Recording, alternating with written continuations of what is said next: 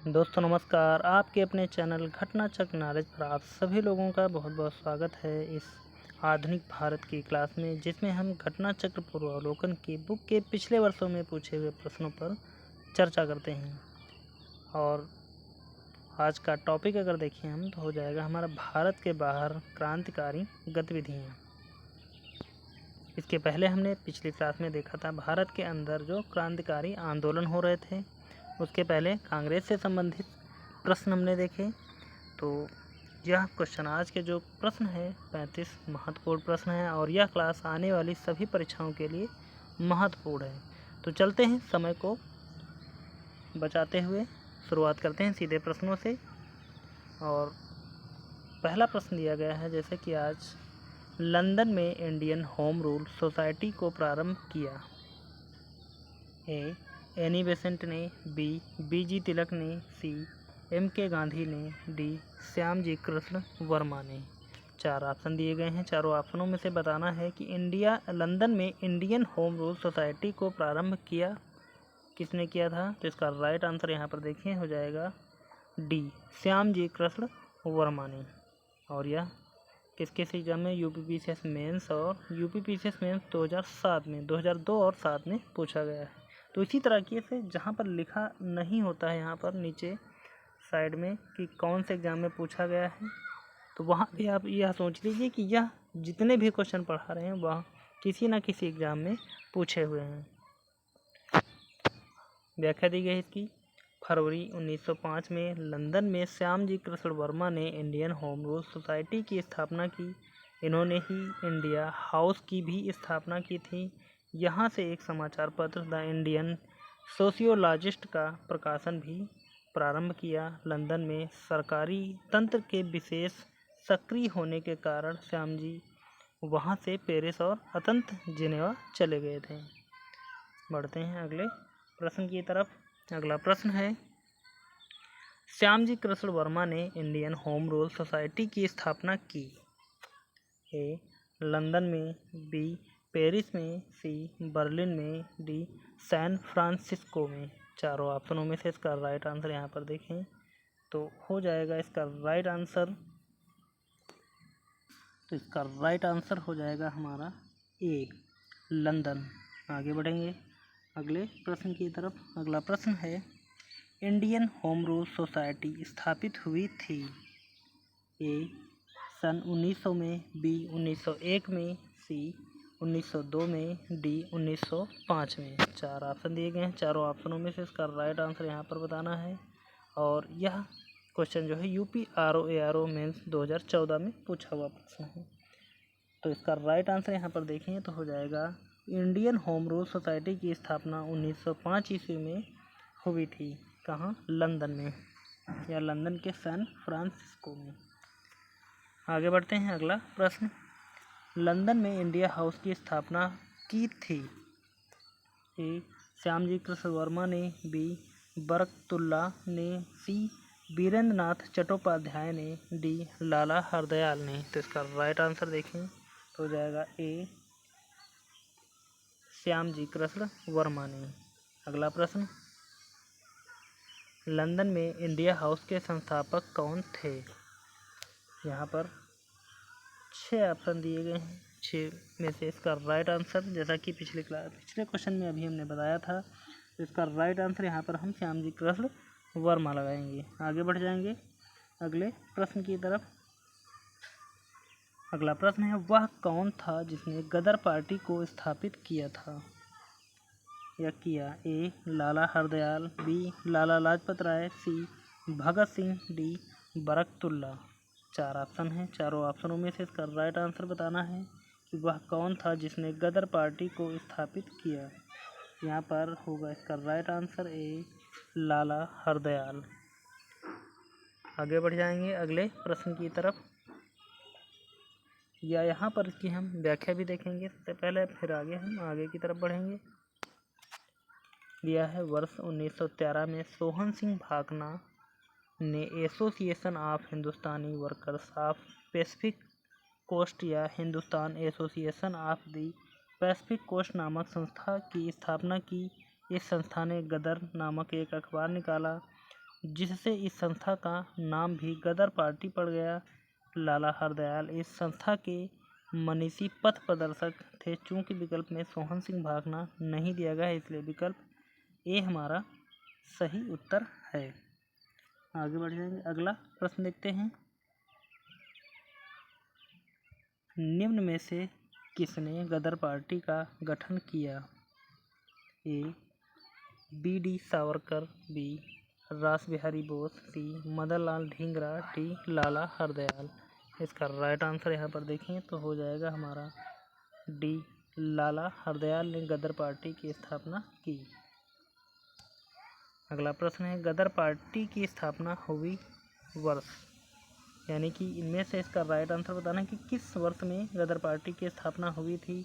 ए 1907, B 1913, सी 1917, D 1920। इसका right answer यहाँ पर बताना है तो हो जाएगा, इसका सही उत्तर देखें तो हो जाएगा हमारा बी 1913 ईस्वी में गदर पार्टी की स्थापना हुई थी। आगे बढ़ते हैं अगले प्रश्न की तरफ। अगला प्रश्न है, गदर पार्टी का नेता कौन था? ए भगत सिंह, बी लाला हरदयाल, सी बाल Gangadhar Tilak, D B D Savarkar. चारों ऑप्शनों में से इसका राइट आंसर देखें तो होगा इसका बी सही उत्तर। गदर पार्टी का नेता लाला हरदयाल थे। निम्नलिखित में से कौन गदर पार्टी का पहला सभापति है? ए लाला हरदयाल, बी सोहन सिंह भाकना, सी केसर सिंह, डी पंडित काशी राम। चारों ऑप्शनों में से गदर पार्टी का यहाँ पर पहला नेता पूछा जा रहा है तो इसका राइट आंसर हो जाएगा सोहन सिंह भाकना। गदर पार्टी के पहले सभापति थे।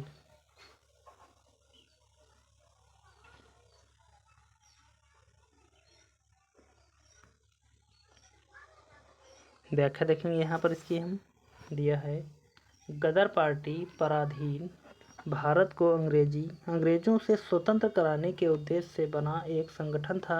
इसे अमेरिका और कनाडा के भारतीयों ने वर्ष 1913 में बनाया था। यह पार्टी हिंदुस्तानी गदर नाम का पत्र भी निकालती थी जो उर्दू, गुजराती और पंजाबी में प्रकाशित होता था। गदर पार्टी के संस्थापक अध्यक्ष सरदार सोहन सिंह भाकना थे। अगला प्रश्न देखते हैं।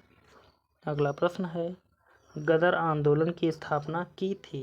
ए अजीत सिंह ने, बी लाला हंसराज ने, सी लाला हरदयाल ने, डी सोहन सिंह भाकना ने। चार ऑप्शन है, चारों ऑप्शनों में से इसका राइट आंसर देखें तो हो जाएगा डी अजीत सिंह ने गदर आंदोलन की स्थापना की थी। अगला प्रश्न, गदर पार्टी से निम्नलिखित में से कौन संबंधित नहीं थे? ए लाला हरदयाल, बी पंडित रामचंद्र, सी बरकतुल्लाह, डी खुदीराम बोस। चारों ऑप्शनों में से इसका राइट आंसर यहाँ पर देखें तो हो जाएगा हमारा डी खुदीराम बोस। आगे बढ़ते हैं, देखेंगे यहाँ पर इसकी व्याख्या को दिया गया है। गदर पार्टी की स्थापना 21 अप्रैल 1913 को पराधीन भारत को अंग्रेजों से स्वतंत्र कराने के उद्देश्य से की गई थी। इसे अमेरिका एवं कनाडा में बसे भारतीयों द्वारा गठित किया गया था। पार्टी का मुख्यालय सैन फ्रांसिस्को, अमेरिका में स्थित था। लाला हरदयाल इस संस्था के मनीषी पथ प्रदर्शक थे। गदर पार्टी में रामचंद्र, बरकतुल्लाह, रास बिहारी बोस, राजा महेंद्र प्रताप, अब्दुल रहमान, मैडम भीखाजी कामा, भाई परमानंद और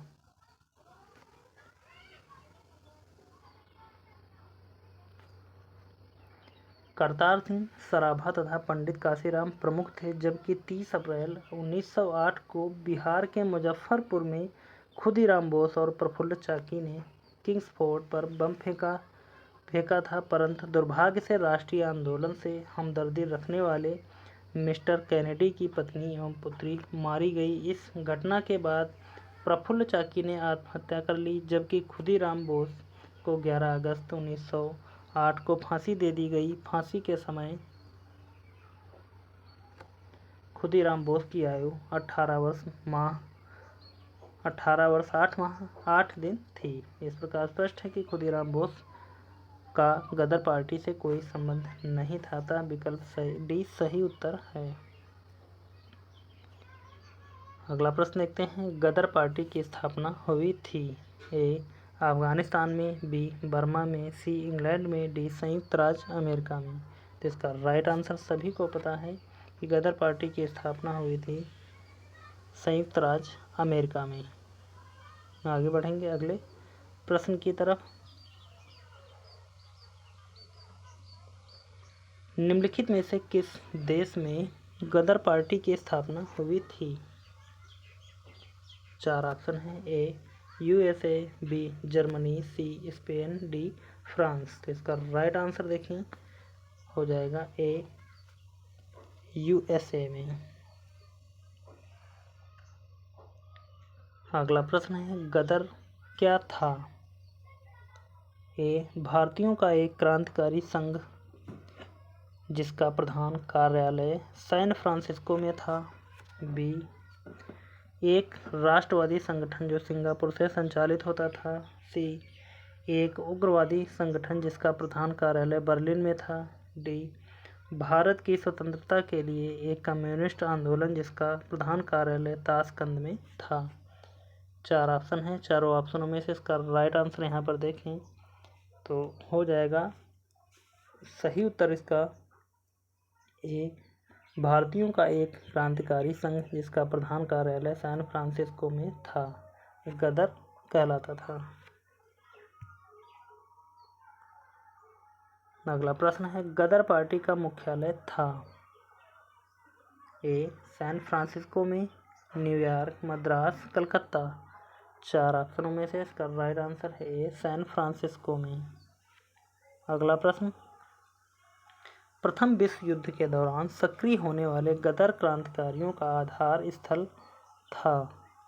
ए मध्य अमेरिका, बी उत्तरी अमेरिका, सी पश्चिमी अमेरिका, डी दक्षिणी अमेरिका। तो यह क्वेश्चन बहुत ही अच्छा है, इसे कहते हैं नंबर 1 क्वेश्चन। तो प्रथम विश्व युद्ध के दौरान सक्रिय होने वाले गदर क्रांतिकारियों का आधार स्थल कौन सा था? तो इसका राइट आंसर हो जाएगा पश्चिमी अमेरिका। आगे बढ़ेंगे, व्याख्या देखेंगे इसकी हम।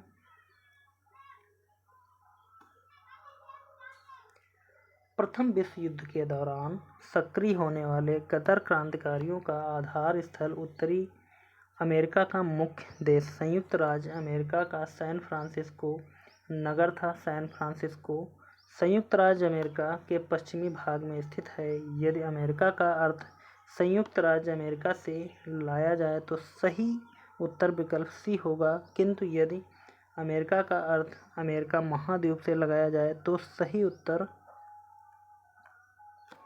विकल्प बी होगा। सामान्य तौर पर अमेरिका महाद्वीप को 3 उपभागों उत्तरी अमेरिका, मध्य अमेरिका एवं दक्षिणी अमेरिका में विभाजित किया जाता है। आगे बढ़ेंगे अगले प्रश्न की तरफ। अगला प्रश्न है, गदर क्रांति छिड़ने का सबसे महत्वपूर्ण कारण क्या था? ए लाला हरदयाल की गिरफ्तारी, बी कामा गाटामारू घटना, सी प्रथम महायुद्ध शुरू होना, डी करतार सिंह सराभा को फांसी। चारों ऑप्शनों में से इसका राइट आंसर देखें तो हो जाएगा इसका सही उत्तर सी प्रथम महायुद्ध का शुरू होना। व्याख्या देखेंगे इसकी हम।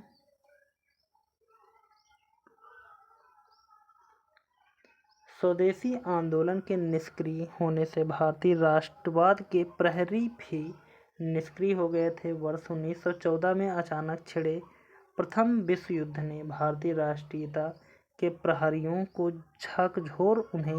झकझोरा उन्हें उद्वेलित किया। उस समय यह धारणा प्रचलित थी कि ब्रिटेन पर किसी भी तरह का संकट भारत के हित में है, उनके लिए एक मौका है। इस मौके का कई जगहों पर कई तरह से फायदा उठाया गया।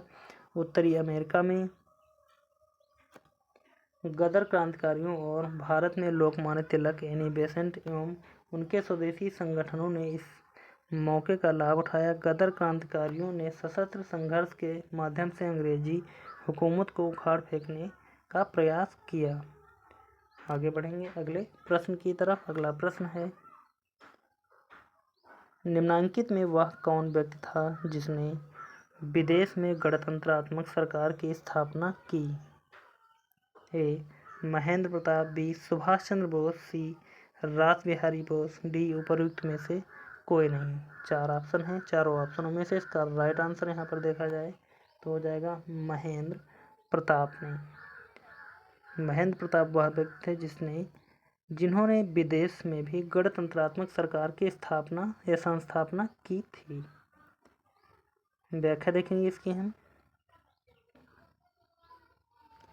दिया है, राजा महेंद्र प्रताप ने अपने सहयोगी बरकतुल्ला के साथ प्रथम महायुद्ध के दौरान वर्ष 1915 में काबुल यानी कि अफगानिस्तान में भारत की प्रथम अस्थायी सरकार का गठन किया था।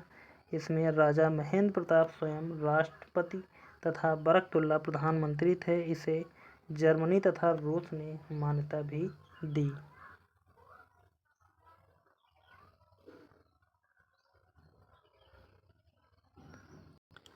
अगला प्रश्न है हमारा, प्रथम महायुद्ध के दौरान कहाँ पर भारत की एक अनंतिम सरकार बनी थी जिसके प्रेसिडेंट राजा महेंद्र प्रताप थे? 4 ऑप्शन हैं। ए. अफगानिस्तान में, बी. जर्मनी में, सी. सिंगापुर में, डी. तुर्की में। 4 ऑप्शन हैं। चारों ऑप्शनों में से इसका राइट आंसर देखें तो हो जाएगा इसका सही उत्तर ए. अफगानिस्तान में। आगे बढ़ेंगे अगला प्रश्न, जर्मनी के समर्थन से काबुल में राजा महेंद्र प्रताप सिंह के नेतृत्व में अंतरिम सरकार का गठन हुआ था। ए. गदर आंदोलन के दौरान, बी. स्वदेशी आंदोलन के दौरान, सी. द्वितीय विश्व युद्ध के दौरान, डी. होम रूल आंदोलन के दौरान, ई. उपरोक्त में से कोई नहीं या एक में से अधिक। चारों ऑप्शनों में से इसका राइट आंसर देखें तो हो जाएगा ई. उपरोक्त में से कोई नहीं या एक से अधिक।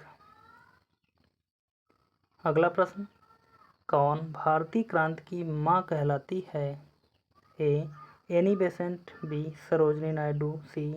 रमाबाई, डी. भीखाजी रुस्तम कामा। चारों ऑप्शनों में से इसका राइट आंसर यहाँ पर देखा जाए कि कौन भारतीय क्रांति की मां कहलाती है तो राइट आंसर है हमारा डी. मैडम भीखाजी रुस्तम कामा। व्याख्या देखेंगे, इनके बारे में संपूर्ण जानकारी लेंगे। लिखा है, भीखाजी का रुस्तम कामा क्रांतिकारी राष्ट्रवाद की समर्थक थी जिन्होंने यूरोप एवं अमेरिका से क्रांति का संचालन किया। वर्ष 1907 में इन्होंने स्टुटगार्ट यानी जर्मनी की अंतर्राष्ट्रीय समाजवादी कांग्रेस में भाग लिया, जहां इन्होंने प्रथम भारतीय झंडे को फहराया। इसी सम्मेलन में इन्होंने अपनी पूरी शक्ति के साथ स्वतंत्रता के लिए संघर्ष करने के संकल्प की उद्घोषणा की। ये 30 वर्षों तक पेरिस में भारत की स्वतंत्रता के लिए काम करती रहीं। वर्ष 1936 में 75 वर्ष की अवस्था में बम्बई लौटकर आई और उसी वर्ष उनका देहांत हो गया। वह भारतीय क्रांति की मां के रूप में विख्यात हैं। आगे बढ़ेंगे, अगला क्वेश्चन देखेंगे, मैडम भीखाजी कामा से संबंधित निम्नलिखित कथनों पर विचार कीजिए। तो यहाँ पर कथन दिए गए हैं, उसके बाद में हमको कोड के माध्यम से इसका राइट आंसर बताना है। तो देखेंगे, दिया गया है पहला, दूसरा, तीसरा यानी कि 3 कथन है। तीनों में से देखेंगे हम। दिया है पहला, मैडम कामा ने वर्ष 1907 में पेरिस में आयोजित अंतर्राष्ट्रीय सोशलिस्ट सम्मेलन में राष्ट्रीय ध्वज फहराया।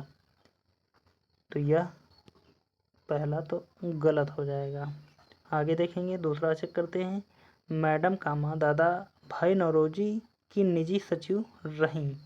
तो बिल्कुल सही है। अगला देखते हैं, तीसरा वाला, मैडम कामा के माता पिता पारसी थे। यह भी राइट है, यानी कि 2 और 3 सही है। तो एक जहाँ पर है उसको तो हम काट ही देंगे, केवल 3 यहाँ पर ये गलत है, यानी कि बी ऑप्शन में 2 और 3 हमारा मिलेगा और यही राइट आंसर हो जाएगा। आगे बढ़ जाएंगे अगले प्रश्न की तरफ। अगला प्रश्न है, भारतीय क्रांति की जननी किसे कहा जाता है?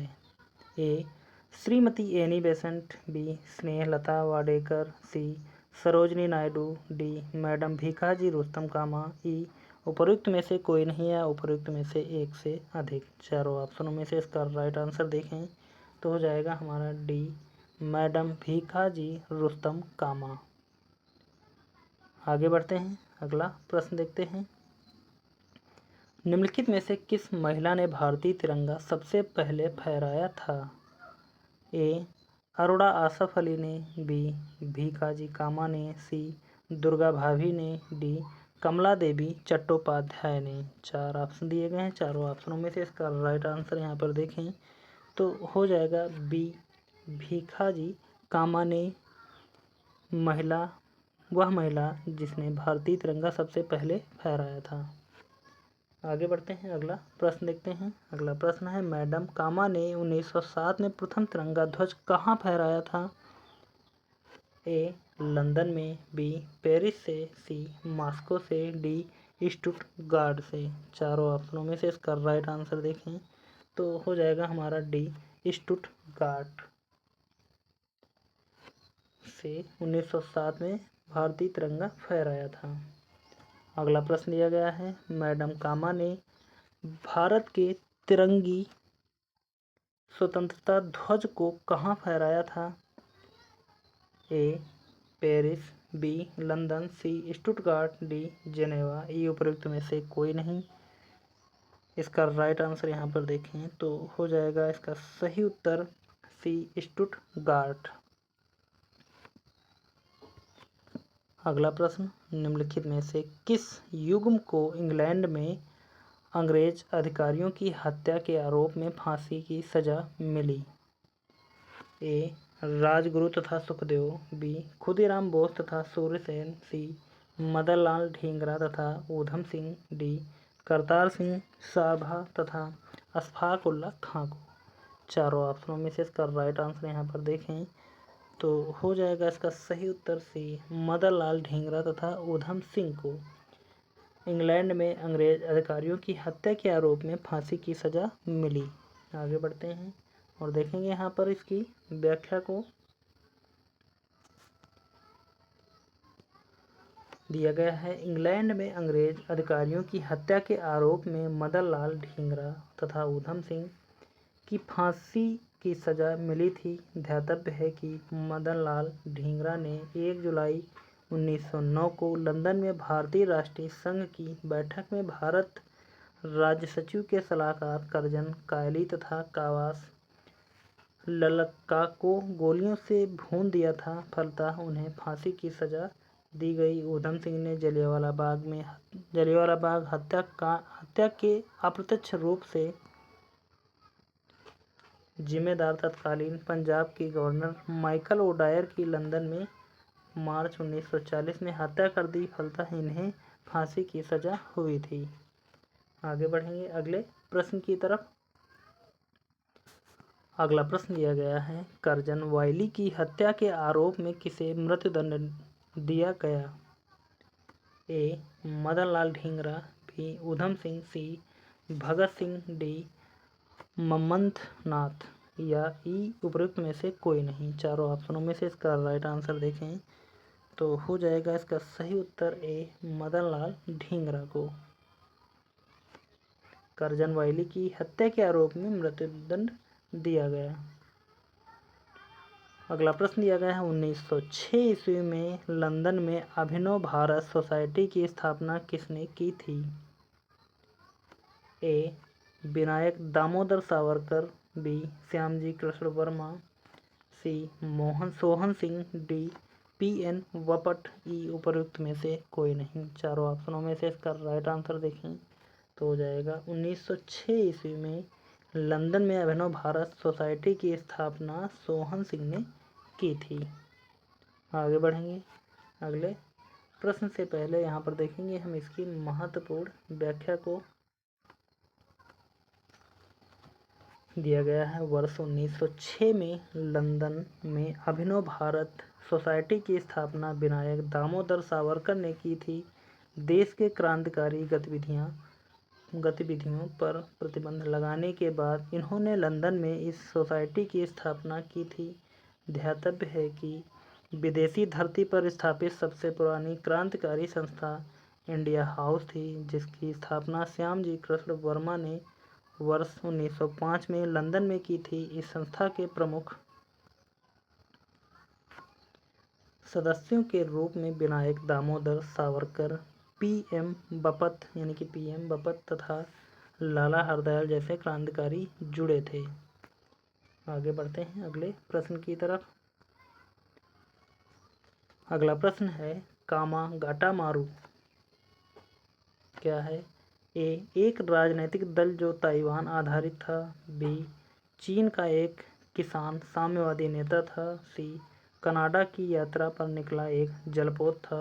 डी, चीन का गांव जहां से माओ से तुंग ने अपना लॉन्ग मार्च आरंभ किया था। चारों ऑप्शनों में से इसका राइट आंसर यहाँ पर देखें तो हो जाएगा हमारा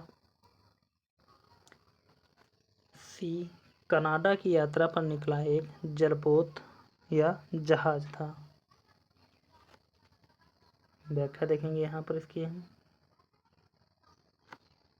कामागाटा मारू कनाडा की यात्रा पर निकला एक जलपोत था, जिसे प्रथम विश्व युद्ध के दौरान भारत के गुरदीप सिंह ने किराए पर लेकर उस पर 376 यात्रियों को बैठाकर कनाडा के बंदरगाह वैंकूवर की ओर प्रस्थान किया था। तट पर पहुंचने के बाद कनाडाई पुलिस ने भारतीय यात्रियों की घेराबंदी कर उन्हें देश में प्रवेश करने से रोक दिया। आगे बढ़ेंगे अगले प्रश्न की तरफ। अगला प्रश्न है, कामागाटा मारू प्रसिद्ध है किस लिए? ए, उत्तर पूर्व भारत में 10,000 फीट से ऊंचा स्थान होने के कारण। बी, एक जलपोत के नाते। सी, पर्वतीय क्षेत्रों के उत्सव के कारण। डी, एक जनजाति के रूप में। तो जैसा कि हमने पिछले क्वेश्चन में अभी हमने बताया कि कामागाटा मारू प्रसिद्ध है, या जो क्या है कामागाटा मारू, तो यह एक जलपोत के नाते जाना जाता है, यानी एक पानी वाला जहाज है। अगला प्रश्न, निम्नलिखित में से कौन कामागाटा मारू घटना से संबंधित था? ए, सरदार अजीत सिंह। बी, बाबा गुरदेव सिंह। सी, बी.डी. सावरकर। डी, सरदार भगत सिंह। चार ऑप्शन हैं, चारों ऑप्शनों में से इसका राइट आंसर यहाँ पर देखा जाए तो हो जाएगा हमारा बी। अगला प्रश्न देखते हैं। अगला प्रश्न दिया गया है, कामागाटा मारू क्या था? ए, औद्योगिक केंद्र। बी, एक बंदरगाह। या सी वाला ऑप्शन देखते हैं, एक जहाज या जलपोत। तो यहाँ पर इसका राइट आंसर देखा जाए तो कामागाटा मारू क्या था, तो हो जाएगा हमारा सी वाला ऑप्शन, एक जहाज। व्याख्या देखेंगे।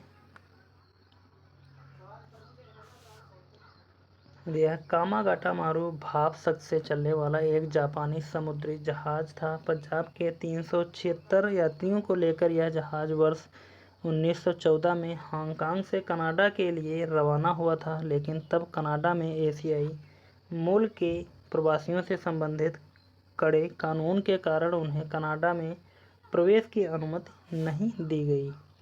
आगे बढ़ेंगे। अगला प्रश्न देखते हैं। दिया गया है, वह कौन थे जिन्होंने इंडिपेंडेंस लीग की स्थापना की थी? ए, मोतीलाल नेहरू। बी, महात्मा गांधी। सी, रास बिहारी बोस। डी, लाला लाजपत राय। चारों ऑप्शनों में से इसका राइट आंसर देखें तो हो जाएगा इसका सही उत्तर सी, रास बिहारी बोस। व्याख्या देखेंगे इसकी हम। दिया गया है, रास बिहारी बोस जापान में रह रहे भारतीय आप्रवासी थे। 28 से 30 मार्च 1942 के दौरान राजनीतिक समस्याओं पर विचार विमर्श हेतु उन्होंने टोक्यो में भारतीयों का एक सम्मेलन आयोजित किया। 14 से 23 जून 1942 के बैंकॉक सम्मेलन में इसको विधिवत रूप प्रदान किया गया एवं सुभाष चंद्र बोस को निमंत्रित किया गया। इसी सम्मेलन में रास बिहारी बोस ने इंडियन इंडिपेंडेंस लीग की स्थापना की। आज के इस यानी कि क्रांतिकारियों से संबंधित जो भारत से बाहर क्रांतिकारी गतिविधियाँ हो रही थी उनसे संबंधित जो हमारे 36 महत्वपूर्ण प्रश्न थे उन पर हमने चर्चा की। तो उम्मीद करता हूँ कि आप सभी लोगों को यह क्वेश्चन या क्लास पसंद आई होगी, और अभी तक जिसने भी लाइक नहीं किया तो प्लीज़ क्लास को लाइक कर दें। चैनल को सब्सक्राइब नहीं किया तो प्लीज़ चैनल को सब्सक्राइब कर लें और ज़्यादा से ज़्यादा लोगों तक शेयर कर दें। और इसके अतिरिक्त यदि आप सभी लोगों ने पिछले क्लासों को नहीं देखा है इस आधुनिक भारत की सीरीज को, तो आप चैनल पर जाकर इसकी प्लेलिस्ट बनी हुई है, वहाँ से इन सभी क्लासों को आप देख सकते हैं। और इसके अतिरिक्त कई और अन्य सब्जेक्टों की जैसे कि Hindi, geography, polity, UP special, science, इन सभी की प्लेलिस्ट बनी हुई है, वहाँ से आप अपनी तैयारी को मजबूत कर सकते हैं। तो चलते हैं, मिलेंगे अगली क्लास में। तब तक के लिए धन्यवाद। जय हिंद। आपका समय शुभ हो।